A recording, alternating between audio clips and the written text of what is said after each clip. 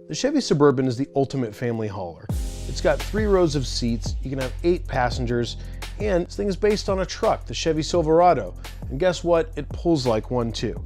This is the 12th generation of the Suburban, which means it's been on sale for almost 90 years now. And it's for any family that wants to put a lot in the trunk, have lots of passengers, and pull something along for the ride. One of the most iconic vehicles on the market today, a full redesign makes a big difference in their lineup. Will it be successful? Can it compete against vehicles like the Ford Expedition and the Nissan Armada?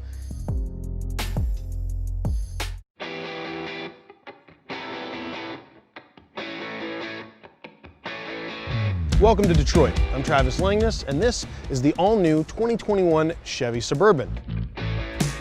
Along with its little brother, the Chevy Tahoe, it's been completely redesigned. And we're going to give you a tour, give you a closer look, show you all the details, what's changed, and what's new.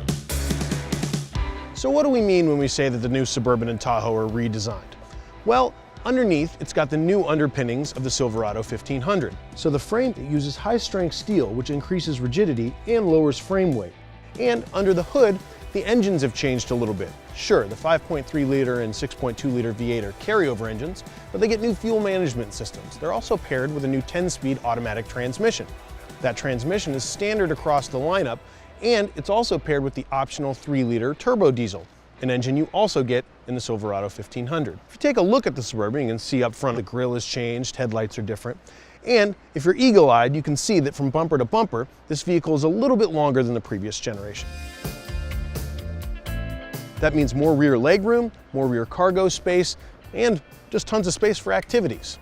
Now this one feels a little bit premium because it is their top level, the high country. It comes with the 6.2-liter V8, and on the outside, it does look and feel a little bit more premium than the previous generation. New wheels, and the trim feels a little bit different as well. But some of the most premium stuff is actually on the inside. Now, if you've seen our review of the Chevy Silverado, the redesigned one from 2020, you knew that we thought that vehicle was more of an evolution than a revolution. But this Suburban has really changed on the inside.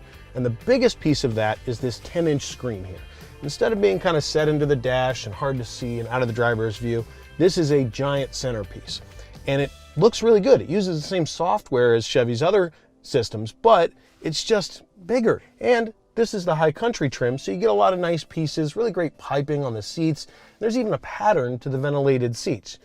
Clearly, Chevy has paid attention to the details here.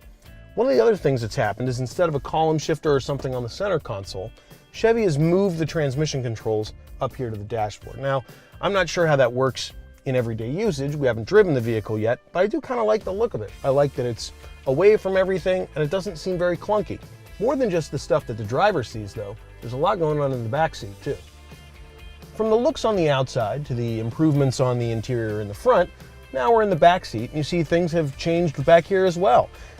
If you're going to get a Suburban or a Tahoe, you're going to have a lot of passengers all the time. That's why you're buying this vehicle.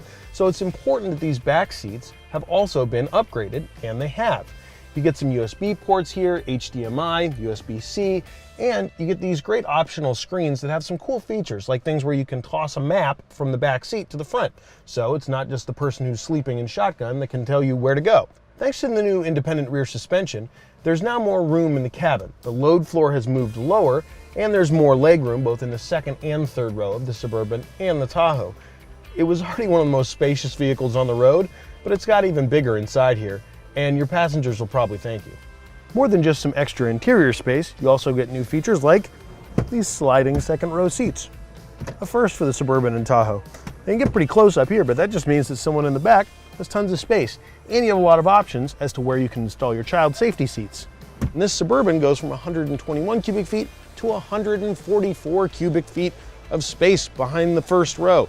You fold all this flat, this vehicle has gained more cargo space than some small hatchbacks have.